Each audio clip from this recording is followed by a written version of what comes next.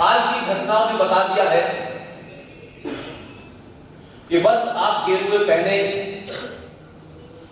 आपके पास फौज हो न हो, अगर उत्तर प्रदेश की जंग लगी पुलिस भी आपके पास है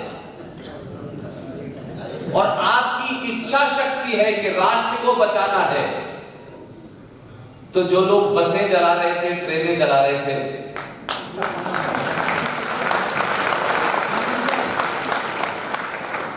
वो लखनऊ में कालिदास मार्ग के बाहर बैनर लेके कह रहे हैं कि खुदा के वास्ते माफ कर दो।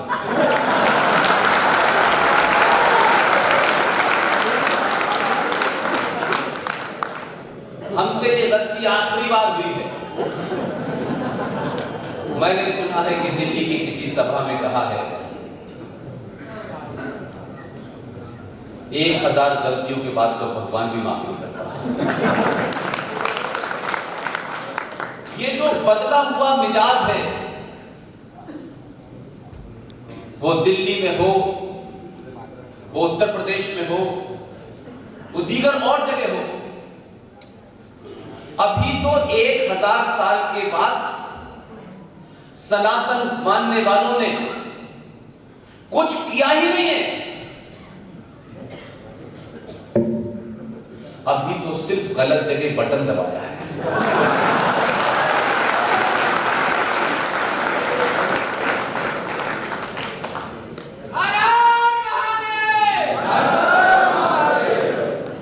हम गिनती में 90 करोड़ हैं, लेकिन हमने कभी 90 करोड़ होने का दावा करके इस देश में बसें नहीं चलाई, ट्रेनें नहीं चलाई, महिलाओं की आबरू नहीं लूटी। 1000 साल पहले जिन कारणों से हम गुलाम हुए, हमने अपनी सनातन परंपरा और डीएनए को नहीं छोड़ा। लाख हमें नुकसान हुआ इसका। लोगों ने हमारी उस सहनशीलता को, उस तहम्मुल को, उस पेशेंस को हमारी कायरता समझ लिया। और जिनके दादा परदादा जो आज आपको डरा रहे हैं, चौराहे चौराहे डरा रहे हैं, छोटे भाई का पजामा बड़े भाई का कुर्ता पहने घूम रहे हैं।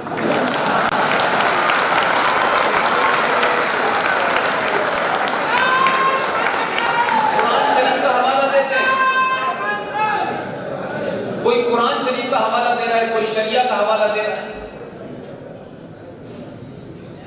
उनसे एक बात तो कम से कम आप तमाम सारे लोग पूछ सकते हैं। जहां भी मिल जाए आपको, सब्जी बेचते हुए, पंचर लगाते हुए, जहां भी मिल जाए, उनसे ये पूछिएगा 1000 साल के बाद हमें ये तो बताओ कि तुम और तुम्हारे पूर्वज, जिन्होंने औरंगजेब और बाबर के सामने तलवार के जोर पे शलवार पहनी कि नहीं, उससे पूछिए जजिया देने से बचने के लिए तुमने धर्म छोड़ करके मजहब में आए कि नहीं? तुमने अपनी बहन बेटियों का सौदा किया कि नहीं? उनसे कहिएगा 2020 में जो सनातनी 5000 साल पहले था, वो 2020 में भी है। तुमने डर के मारे अपना धर्म छोड़ के मजहब बदला है। हम उस वक्त भी नहीं बदले, अब भी नहीं बदले।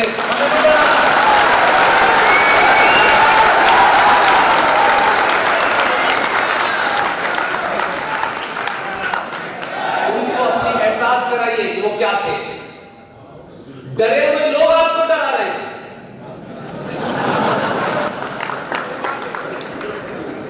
जिससे मुझे लगता है तथ्यों पे आधारित बात होनी चाहिए। आपने कभी इस तरीके का सवाल नहीं किया, आपने कभी इन मुद्दों को चर्चा में नहीं लाए। बल्कि हमारे समाज के लोगों ने सत्ता के लालच में ऐसी ऐसी कायर नारे गिने और अपने ही समाज को वो नारे बताए और हमसे कहा कि आपको उनका दिल जीतना है। दिल जीतते जीतते चले गए हमारे पिताजी। उन्होंने बहुत दिल जीता 1947 में।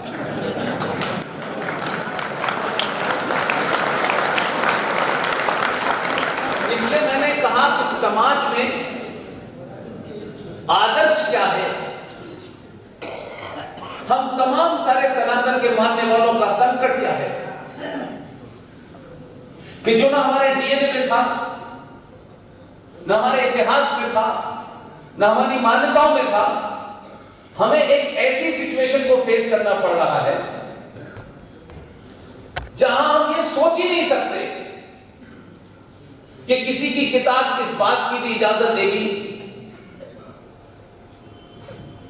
कि अपने मजहब को फैलाने में जो लूटपाट होगी, उस लूटपाट में सोना चांदी जवाहरात होंगे और उस लूटपाट के अंदर अगर औरतों को भी लूट के लाया जाएगा तो उनका भी हिस्सा बराबर होगा।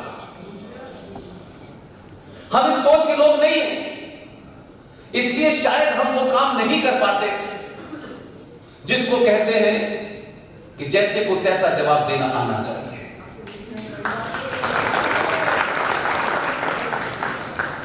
आज आपके सामने संकट यह है कि देश में एक सरकार है, देश चल रहा है, देश में कुछ काम तेज कुछ काम हल्के हो रहे हैं। कुल मिलाकर के देश में कोई ऐसी स्थिति नहीं है जिसके कारण बहुत सारे सवाल उठाए जाए, लेकिन कुछ लोगों के सामने एक बड़ा संकट है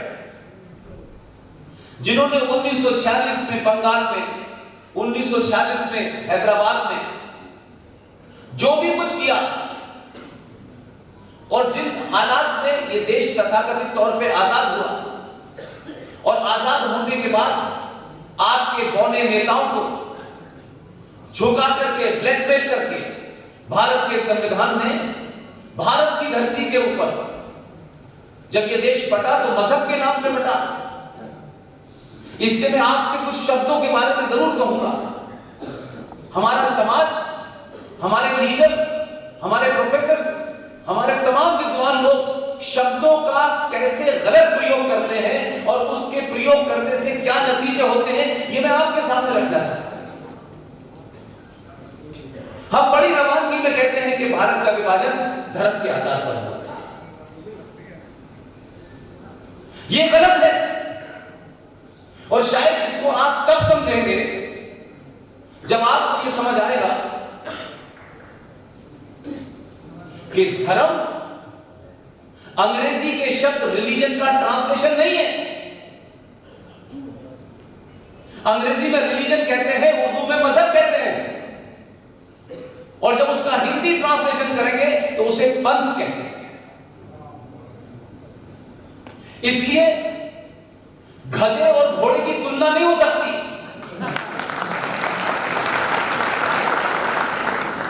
तो हमने जब ये कहा कि सारे धर्म बराबर हैं, तो हमने एक जाने अनजाने में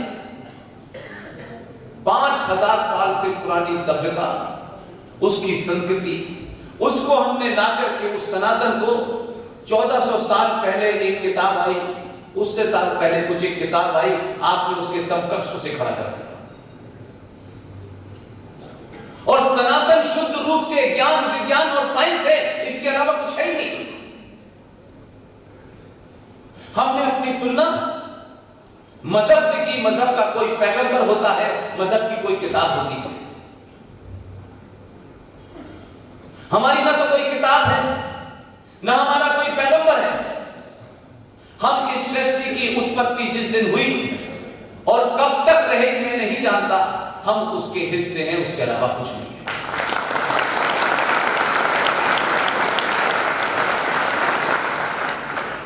इसीलिए आज भी हमारे यहां जाने अनजाने में हम जिस सनातन को जी रहे हैं उसका एहसास नहीं कर पाते।